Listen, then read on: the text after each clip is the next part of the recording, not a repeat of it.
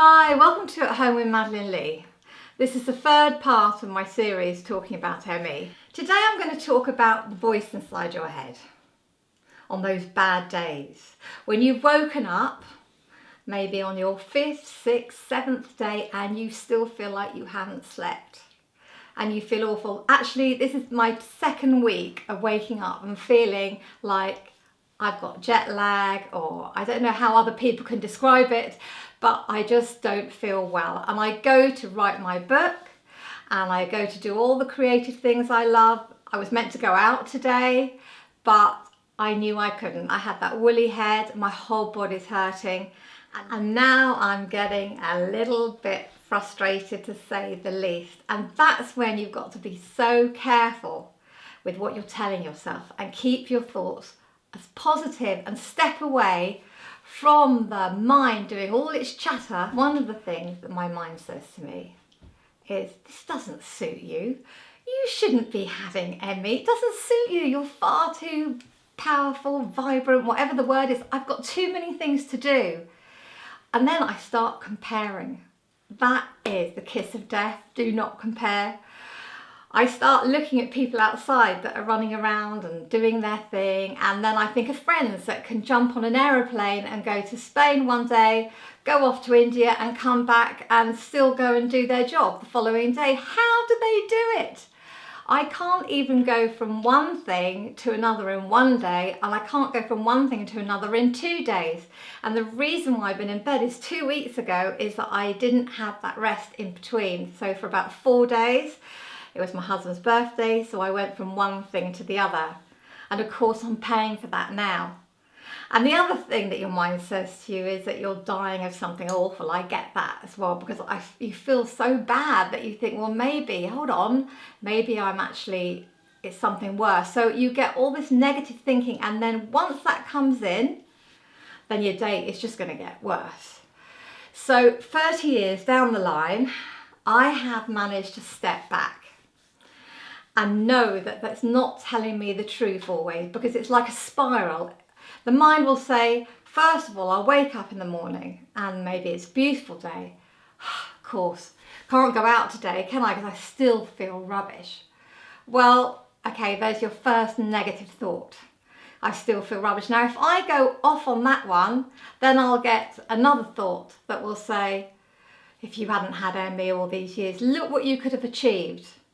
And then I might look on Facebook, or I might look at a friend and she's going from one thing to other, and I think, why isn't this me?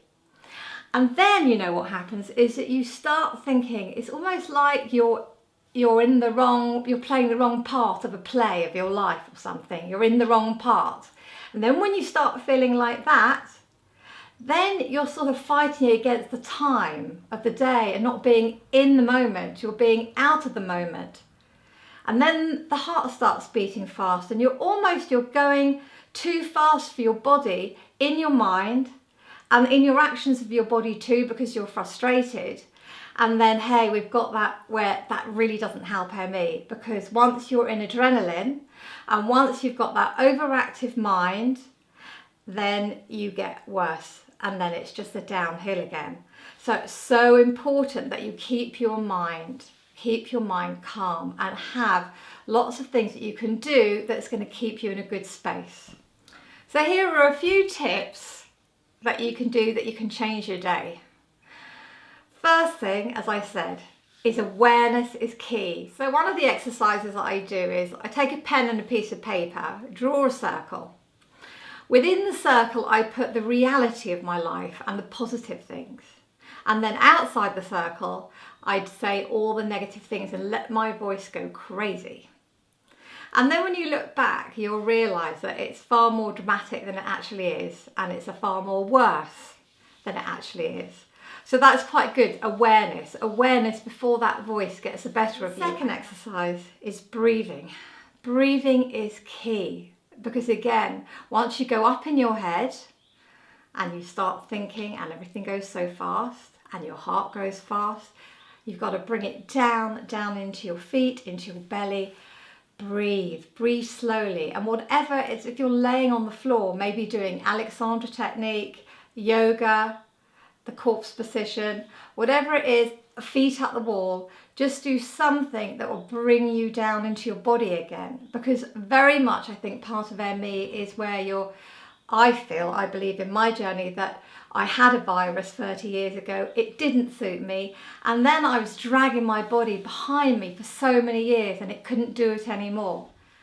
The third thing is to take gentle exercise if you can, and knowing when it's best not to and when you can. That's a real balance, because there are days when I know all I should do is rest. And sleeping, it's very difficult sometimes because I know I need to sleep, but then I can kind of go off to sleep and then I can wake up feeling really panicky because I feel like I'm wasting my time.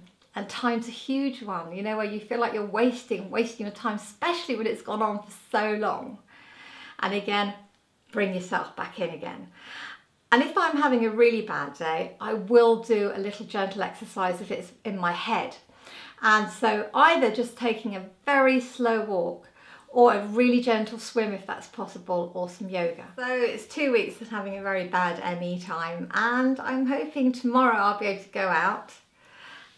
You can tell, that's one more last thing I'll leave you with, is you have to be honest with yourself, because the times I think I can go out and I do, but my mind is telling me I can do something and my body can't. And remember, just keep that balance.